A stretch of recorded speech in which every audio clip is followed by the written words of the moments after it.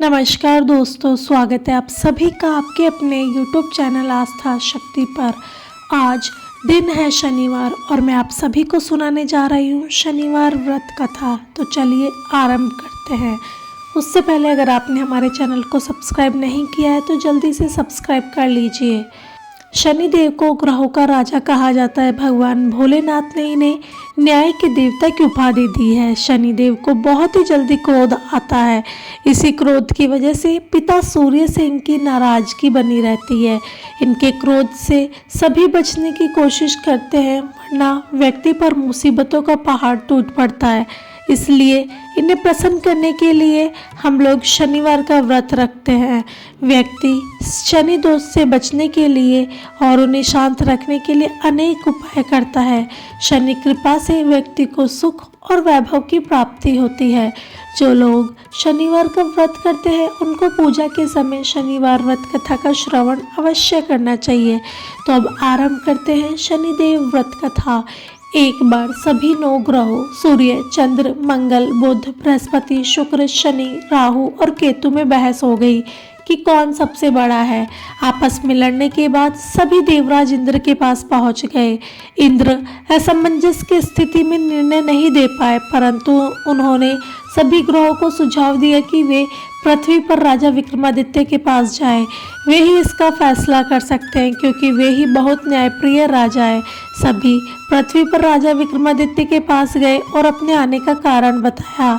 राजा उनकी समस्या को सुनकर बहुत परेशान हो गए और उनका चिंता होना भी लाजमी था, क्योंकि जिस किसी को भी अगर वे छोटा बताते तो वही गुस्सा कर जाता। राजा के काफ़ी सोच विचार के बाद उन्हें एक उपाय सूझा। उन्होंने स्वर्ण, रजत, कांस्य, पीतल, सीसा, रांगा, जस्ता, अभ्रक और लोहे से 9 सिंहासन का निर्माण करवाया और उन्हें उपयुक्त क्रम में रख दिया गया और सभी से निवेदन किया गया कि क्रमानुसार सिंहासन पर आसन ग्रहण करें। और साथ ही शर्त रखी गई, जो सबसे अंतिम में सिंहासन पर आसन ग्रहण करेगा वही सबसे छोटा कहलाएगा, जिसकी वजह से शनिदेव सबसे बाद में आसन प्राप्त कर सके और सबसे छोटे कहलाए। क्रोध के आवेश में आकर शनिदेव ने सोचा कि राजा ने यह सब कुछ जानबूझकर किया है। कुपित होकर राजा से कहा कि राजा, तो मुझे नहीं जानता। सूर्य एक राशि में 1 महीना, चंद्रमा 2.25 महीने 2 दिन, मंगल 1.5 महीना, बृहस्पति 13 महीने, बुध और शुक्र 1-1 महीने विचरण करते हैं, लेकिन मैं 2.5 से 7.5 साल तक रहता हूँ। मैंने बड़े बड़े का विनाश किया है। जब श्री राम की 7.5 आई तो उन्हें जंगल जंगल भटकना पड़ा और रावण की 7.5 आने पर लंका को बंदरों की सेना से परास्त होना पड़ा। क्रोधित शनिदेव ने राजा से कहा कि अब तुम्हें सावधान रहने की जरूरत है। इतना कहकर शनिदेव कुपित अवस्था में वहां से चले गए। समय गुजरता गया और कालचक्र का पहिया घूमते घूमते राजा की 7.5 पर आ ही गया। तब शनिदेव घोड़ों के सौदागर बनकर राजा के नगर में गए। उनके साथ अच्छी नस्ल के बहुत सारे घोड़े थे। जब राजा को सौदागर के घोड़ों के बारे में पता चला तो अश्वपाल को अच्छे घोड़े खरीदने के लिए भेजा गया। अश्वपाल ने कई अच्छे घोड़े खरीदे। इसके अलावा सौदागर ने एक उपहार स्वरूप एक सर्वोत्तम नस्ल घोड़े को राजा की सवारी हेतु दिया। राजा विक्रमादित्य जैसे उस घोड़े पर बैठे वह सरपट वन की ओर भागने लगा। जंगल के अंदर पहुंचकर वह गायब हो गया। भूख प्यास की स्थिति में राजा जंगल में भटकते रहे। अचानक उन्हें एक ग्वाला दिखाई दिया, जिसने राजा की प्यास बुझाई। राजा ने प्रसन्नता से उसे अपनी अंगूठी देकर नगरी की तरफ चल गए। वहां एक सेठ की दुकान पर पहुंचकर उन्होंने जल पिया और अपना नाम वीका बताया। भाग्यवश उस दिन सेठ की खूब आमदनी हुई। सेठ खुश होकर उसे अपने साथ अपने घर ले गया। सेठ के घर में खूंटी पर एक हार टंगा था, जिसको खूंटी निगल रही थी। कुछ ही देर में हार पूरी तरह से गायब हो गया।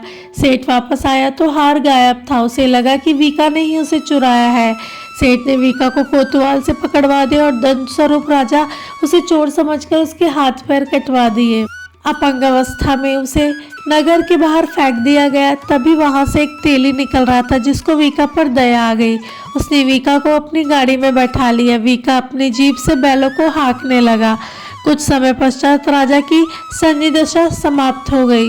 वर्षा काल आने पर वीका मल्हार गाने लगा। एक नगर की राजकुमारी मनभावनी ने मल्हार सुनकर मन ही मन प्रण कर लिया कि जो भी इस राग को गा रहा है वह उसी से विवाह करेगी। उन्होंने दासियों को खोजने के लिए भेजा, परंतु वापस आकर उन सभी ने बताया कि वह एक अपंग आदमी है। राजकुमारी यह जानकर भी नहीं मानी और अगले ही दिन अनशन पर बैठ गई। जब लाख समझाने पर भी राजकुमारी नहीं मानी, तब राजा ने उस तेली को बुलावा भेजा और वीका से विवाह की तैयारी करने के लिए कहा गया। वीका से राजकुमारी का विवाह हो गया। एक दिन वीका के स्वप्न में शनिदेव ने आकर कहा कि देखा राजन, तुमने मुझे छोटा बताकर कितना दुख झेला है। राजा ने क्षमा मांगते हुए हाथ जोड़कर कहा, हे शनिदेव, जैसा दुख मुझे दिया है वैसा किसी और को न देना। शनिदेव इस विनती को मान गए और कहा कि मेरे व्रत और कथा से तुम्हारे सभी कष्ट दूर हो जाएंगे। जो भी नित्य मेरा ध्यान करेगा और चींटियों को आटा डालेगा, उसकी सभी मनोकामनाएं पूर्ण होगी। शनिदेव ने राजा के हाथ पैर भी वापस दे दिए। दूसरे दिन सुबह जब राजकुमारी की आंख खोली तो वह आश्चर्यचकित हो गई। वीका ने मनभावनी को बताया कि वह उज्जैन का राजा विक्रमादित्य है। मनभावनी खुशी से फूले नहीं समा रही थी। राजा और नगरवासी सभी अत्यंत प्रसन्न हुए। सेठ ने जब यह सुना तो पैरों पर गिरकर क्षमा मांगने लगा। राजा ने कहा, यह सब शनिदेव के शाप के कारण हुआ, इसमें किसी का कोई दोष नहीं है। सेठ ने निवेदन करते हुए कहा कि मुझे शांति तभी मिलेगी जब आप मेरे घर चलकर भोजन करेंगे। सेठ ने कई प्रकार के व्यंजनों से राजा का सत्कार किया। राजा जब भोजन कर ही रहे थे तभी जो खूंटी हार निकल गई थी वही अब उसे उगल भी रही थी। सेठ ने अनेक मोहरे देकर राजा का धन्यवाद किया और अपनी कन्या श्रीकंवरी से परे ग्रहण का निवेदन किया। राजा ने सहर्ष स्वीकार कर लिया और राजा अपनी दोनों रानियों मनभावनी तथा श्रीकंवरी को लेकर उज्जैन नगरी लौट आए। सारे नगर में दीपमाला और खुशियां मनाई गई। राजा ने घोषणा करते हुए कहा कि मैंने शनिदेव को सबसे छोटा बताया था, लेकिन असल में वही सर्वोपरि है। तब से सारे राज्य में शनिदेव की पूजा और कथा नियमित रूप से होने लगी। सारी प्रजा के बीच खुशी और आनंद का वातावरण बन गया। शनिदेव के व्रत की कथा जो भी सुनता है, सुनाता है, पढ़ता है, उसके सारे दुख दूर हो जाते हैं। तो दोस्तों, आपको ये कथा कैसी लगी? अच्छी लगी तो हमारे चैनल को सब्सक्राइब करें, शेयर करें और लाइक करें। धन्यवाद।